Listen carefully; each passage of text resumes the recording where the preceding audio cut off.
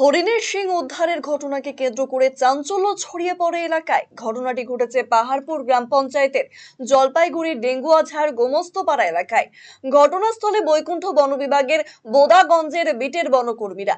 শুক্রবার স্থানীয়রা বস্তা ভর্তি হরিণের শিংয়ের উদ্ধার হবার পরেই ছুটে আসে স্থানীয় ডেঙ্গুয়াঝাড় চন্দ্রমোহন প্রাথমিক বিদ্যালয়ের পাশে একটি ভুট্টা ক্ষেতের পাশে একটি বস্তাকে কেন্দ্র করে চাঞ্চল্য ছড়ায়। বস্তা খুলতেই হরিণের শিংগুলো পাওয়া যায়।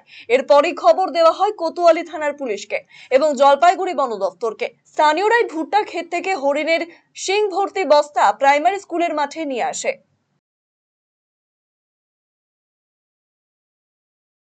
আমি ঘাস কাটতে আসছি, তখন মালিককে দেখা করলাম, দেখা করে এখানে আসলাম। এখানে মালিক বলেছে কি চলো আমি পাতা দেখা দিই, তুমি কাটো। তখন মালিক এসে দেখে কি যে এখানে বস্তা পড়ে আছে।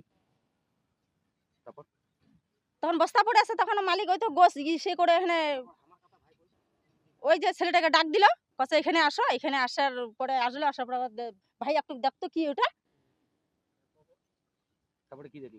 তারপরে দেখায় যে ওই যে শিং, হরিণের শিং।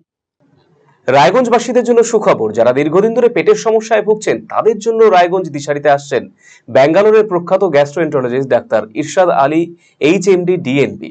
এখন থেকে প্রতি মাসে নির্দিষ্ট দিনে ডাক্তারবাবুকে দেখাতে আজই যোগাযোগ করুন দিশারি হেলথ কেয়ার উকিলপাড়া রায়গঞ্জ শাখায়।